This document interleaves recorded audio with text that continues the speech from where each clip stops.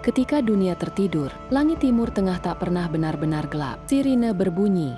Ledakan mengguncang tanah, tapi di balik semua itu, ada suara yang lebih halus, lebih sunyi, tapi jauh lebih kuat. Suara doa.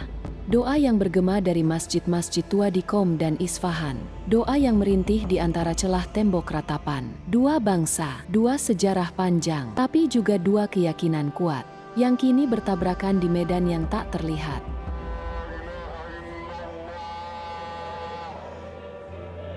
Di sisi Iran, perang ini adalah bagian dari jalan menuju kemunculan Imam Mahdi, tokoh suci dalam eskatologi Islam Syiah. Di sisi Israel, banyak yang percaya konflik ini adalah prahara menuju pembangunan Bait Suci ketiga, sebuah prasyarat penting sebelum kedatangan Mesias Yahudi.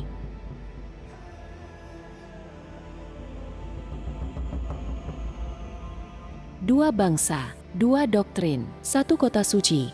Yerusalem, maka tak heran jika setiap serangan balasan, setiap penjajahan, dan setiap ledakan selalu diiringi dengan kutipan kitab suci, karena ini bukan hanya perang di bumi, tapi perang yang mengusik langit. Pertanyaannya bukan lagi siapa benar, siapa salah, tapi apakah kita sedang menyaksikan bab awal dari akhir zaman? Ataukah kita hanya tersesat dalam pusaran dendam yang diberi nama takdir? Di lorong-lorong sunyi kota Qom, tempat para ulama besar Iran bermeditasi dan menulis tafsir, ada satu nama yang tak pernah hilang dari bibir mereka, Imam Mahdi. Dalam teologi Syiah 12 imam, Mahdi adalah imam terakhir yang gaib, disembunyikan oleh Allah, dan akan kembali ketika dunia diliputi kezaliman.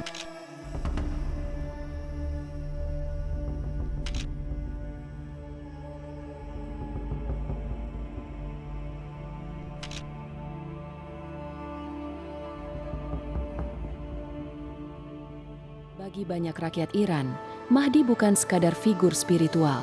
Ia adalah harapan terakhir. Ia adalah simbol bahwa di ujung kesulitan akan datang pemimpin sejati. Dan Iran menempatkan dirinya bukan sekadar sebagai bangsa, tapi sebagai pengemban misi ilahi untuk mempersiapkan kedatangan Sang Juru Selamat. Dalam banyak pidato, pemimpin spiritual Iran menyebut Mahdi bukan sebagai dongeng, tapi sebagai realitas yang akan tiba. Bahkan beberapa brigade militer diberi nama langsung, pasukan Mahdi, pengawal zaman. Mereka percaya bahwa Mahdi tidak akan datang kepada umat yang diam, tapi kepada umat yang bergerak, berjuang, dan berdarah. Maka konflik dengan Israel, menurut mereka, bukan sekadar pembelaan atas Palestina, tapi bagian dari skrip besar langit untuk menyambut munculnya Mahdi. Ada keyakinan bahwa sebelum ia datang, akan muncul kekacauan, Dajjal, dan perang besar, dan setiap ledakan yang mengguncang Damaskus, setiap serangan ke Yerusalem, bagi mereka adalah isyarat bahwa waktu itu sudah dekat. Sang Juru Selamat akan muncul dari sumur gaib di kota Samara, membawa panji keadilan, dan menghimpun umat untuk menyongsong akhir zaman. Iran menunggu, tapi bukan menunggu pasif. Mereka membentuk milisi, mengatur strategi, bahkan memperluas pengaruh ke luar negeri, ke Lebanon, Suriah, Irak, dan Yaman. Karena bagi mereka, tugas menjemput Mahdi adalah tugas kenegaraan, tugas kenabian yang tidak bisa ditunda.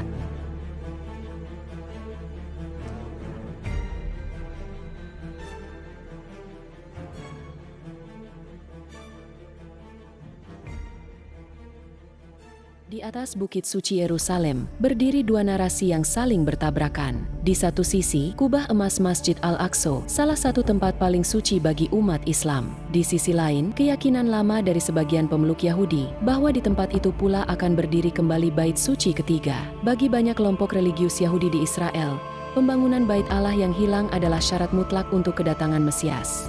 Mereka percaya bahwa dua bait sebelumnya telah hancur, pertama oleh Babilonia, kedua oleh Romawi, dan bait ketiga belum dibangun karena dunia belum siap. Tapi kini, ada yang berubah. Sebuah lembaga bernama Temple Institute telah mulai memproduksi ulang perlengkapan ibadah kuno, bejana emas, pakaian imam besar, bahkan mahkota Mesias.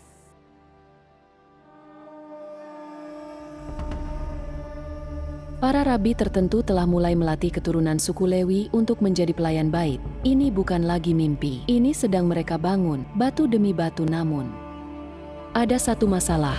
Tempat itu kini ditempati oleh Masjid Al-Aqsa, dan setiap langkah kecil yang mendekat ke kompleks itu Memicu amarah dunia Islam, Iran melihatnya bukan sebagai peristiwa arsitektur, tapi sebagai penodaan terhadap simbol akhir zaman.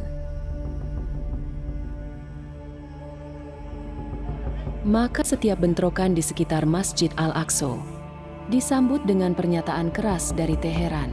Mereka menganggap rencana pembangunan Bait Suci ketiga bukan sekadar proyek keagamaan, tapi deklarasi perang spiritual. Di mata kaum Yahudi ekstremis, bait itu akan menjadi tempat Mesias memimpin dunia. Di mata Iran, itu adalah tanda dimulainya fitnah Dajjal. Maka perang ini bukan hanya tentang puing-puing sejarah, tapi tentang siapa yang mengklaim masa depan.